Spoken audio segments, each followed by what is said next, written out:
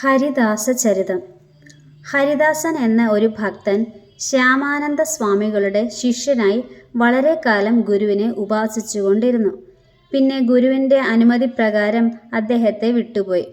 കുറേ ദൂരദിക്കിൽ ഒരാശ്രമമുണ്ടാക്കി ശ്രീഹരിയെ പൂജിച്ചുകൊണ്ടും ധ്യാനിച്ചുകൊണ്ടും ഭക്തന്മാരെ വഴിപോലെ സേവിച്ചുകൊണ്ടും സുഖമായി വസിച്ചു. ഇങ്ങനെ കുറേ കാലം കഴിഞ്ഞപ്പോൾ ഹരിദാസൻ ഗുരുഭക്തി കൊണ്ടും ഹരിഭക്തി കൊണ്ടും അത്യന്തം പ്രസിദ്ധനായി തീർന്നു. ഇങ്ങനെ ഇരിക്കുമ്പോൾ ഹരിദാസൻ്റെ ഗുരുവായ ശ്യാമാനന്ദ സ്വാമികളുടെ ഉപജീവന വൃത്തിക്കുള്ള ഭൂമി ഡൽഹിയിലെ രാജാവ് പിടിച്ചടക്കി. ശ്യാമാനന്ദൻ ഈ വൃത്താന്തം ഹരിദാസനെ എഴുതി അറിയിച്ചു. ആ എഴുത്ത് ഹരിദാസന് ഭക്ഷണം കഴിഞ്ഞ് കൈ കഴുകുമ്പോഴാണ് കിട്ടിയത്. ഉടനെ ഹരിദാസൻ ഗുരുവിനെ കാണുവാൻ പുറപ്പെട്ടു.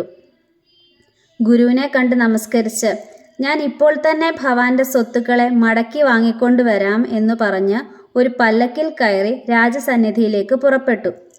രാജഗൃഹത്തിൻ്റെ സമീപത്തെത്തിയപ്പോൾ രാജമന്ത്രിമാർ ചെന്ന് ഹരിദാസനെ കണ്ട് ഇങ്ങനെ പറഞ്ഞു: ഭവാൻ രാജഗൃഹത്തിലേക്ക് പോവണമെന്നില്ല.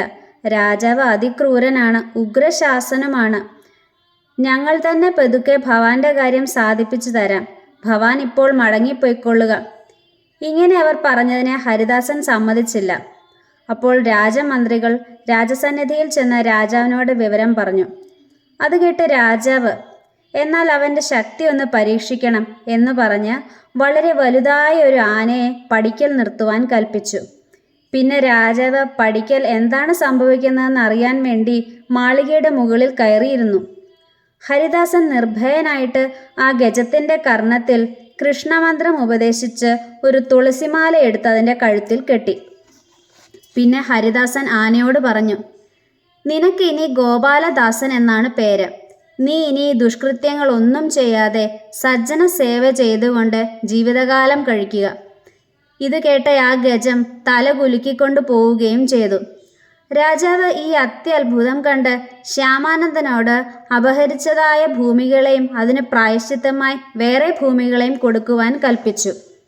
പിന്നെ ഗോപാലദാസൻ ആനക്കാരുടെ കീഴിൽ നിൽക്കാതെ ഇഷ്ടം പോലെ സഞ്ചരിച്ചുകൊണ്ട് അങ്ങാടികളിലും മറ്റും പോയി അരി, ഗോതമ്പ് മുതലായ സാധനങ്ങളെ എല്ലാം വാരിയെടുത്ത് സാധുക്കൾക്ക് കൊടുത്ത് അവരെ പുറത്തു കയറ്റിക്കൊണ്ട് നടന്നു തുടങ്ങി.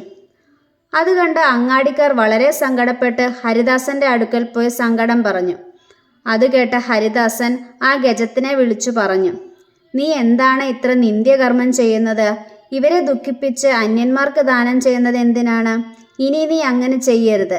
ഇത് കേട്ട ഗജം പിന്നെ ആ പ്രവൃത്തിയെ നിർത്തി സജ്ജനങ്ങളെ പുറത്തു കയറ്റിക്കൊണ്ട് സഞ്ചരിച്ചു.